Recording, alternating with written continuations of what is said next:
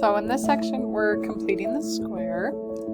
So remember our standard form of a quadratic. We have an x squared, an x, and then a number. When we complete the square, the first step is to get the x squared and the x on the left side of the equation, and then the c is actually on the other side of the equal sign.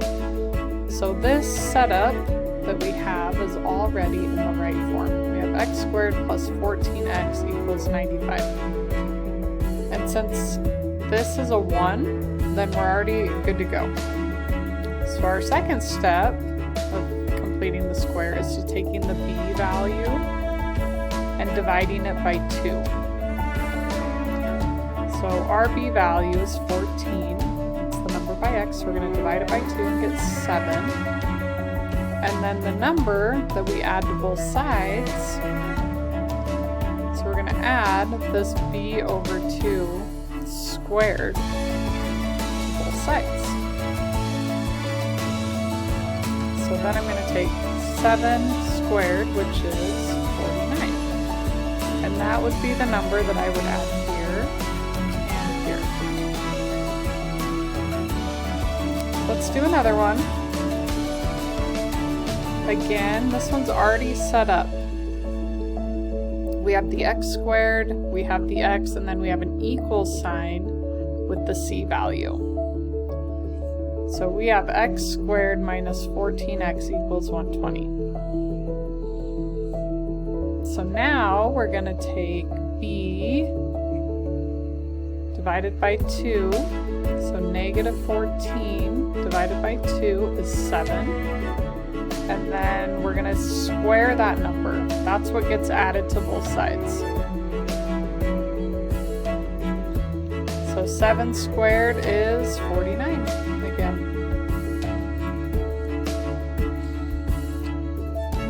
One more.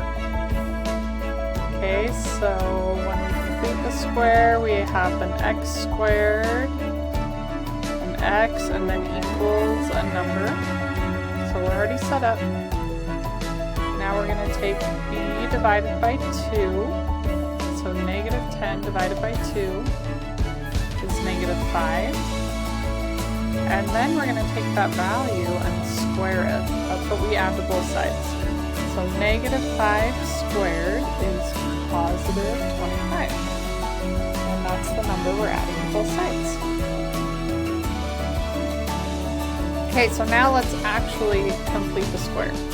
So again, this one's already in the right form. X squared minus 5x equals 24. So I'm going to take b divided by 2,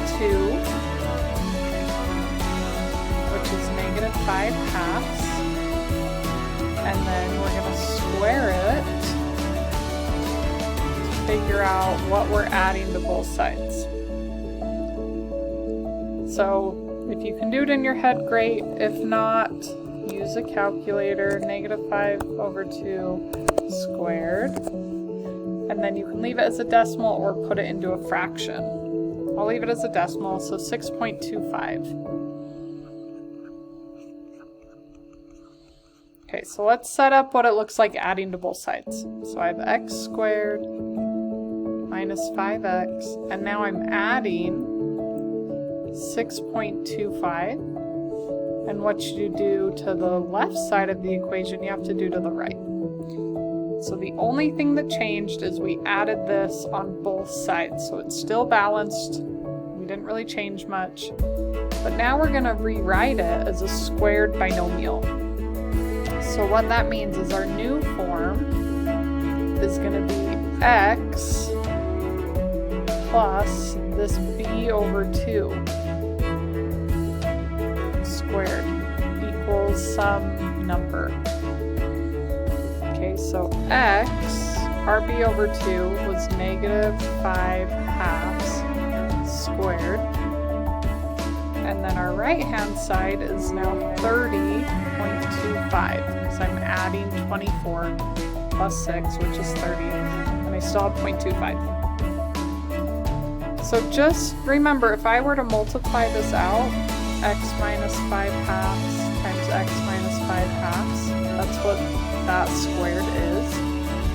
So I FOIL that out, I would get x squared minus 5x plus 6.25. So all we're doing is we're factoring this, what we did last time. But now we solve. Okay, so how do we get rid of a square? Square root. We're going to square root both sides.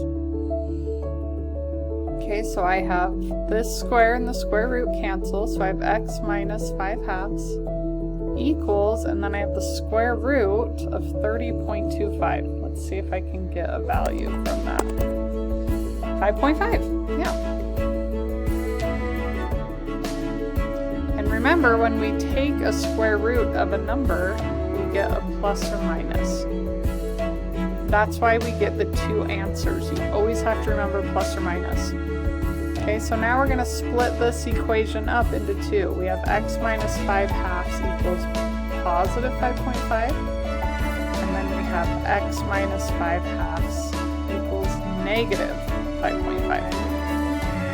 So now we have two equations to solve because we have two answers. And we solve the same way. We add 5/2 to both of these. So x is 5.5 plus 5/2, 5.5, or negative 5.5 plus 5/2. So 8 and negative 3.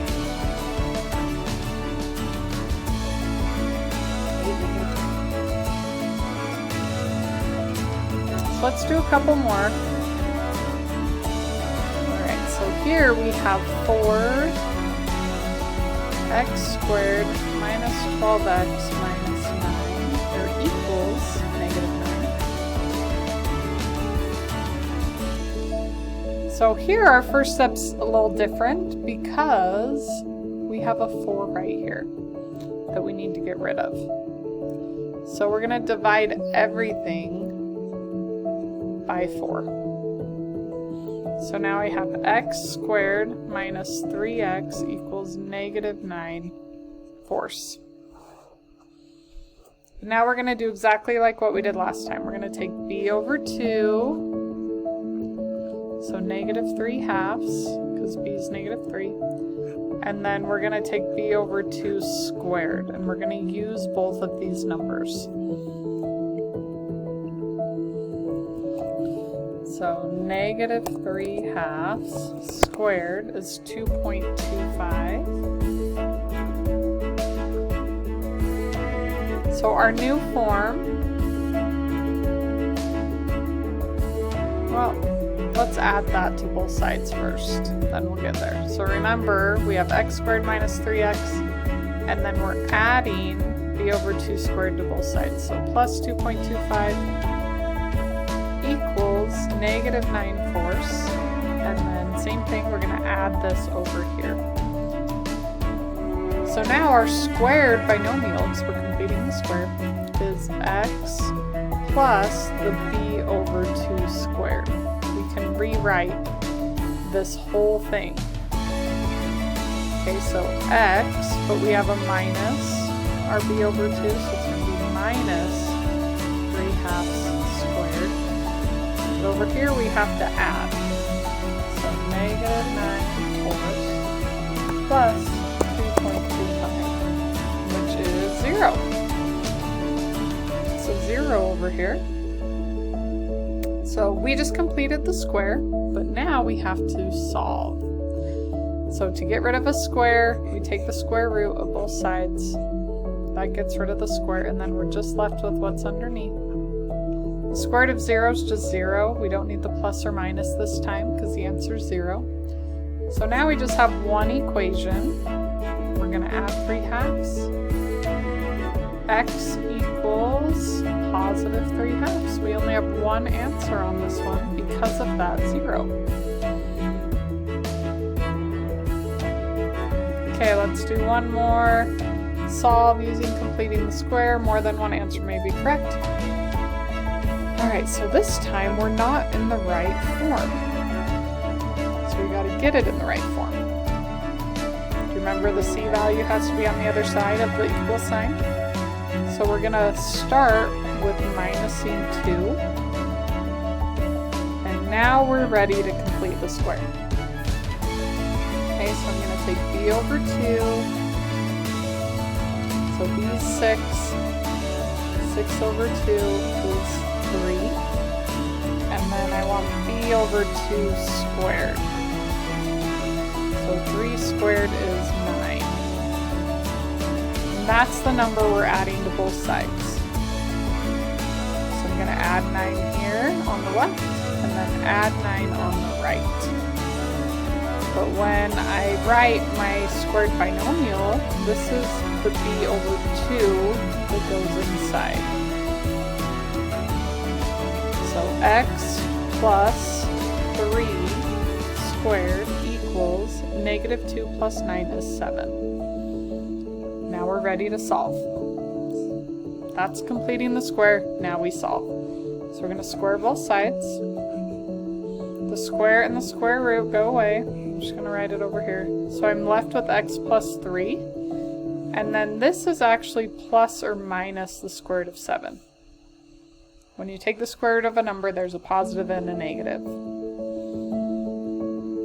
So now we have two equations. We have x plus 3 equals positive square root of 7. And we have x plus 3 equals negative square root of 7. And we're going to solve both of them. And it's the same way, by minusing 3 on both sides. So this one is the square root of 7 minus 3. And this one is negative square root of 7 minus 3. But I want you to notice our answers here. All of our square root of 7s come second. So we're just going to rearrange some stuff here.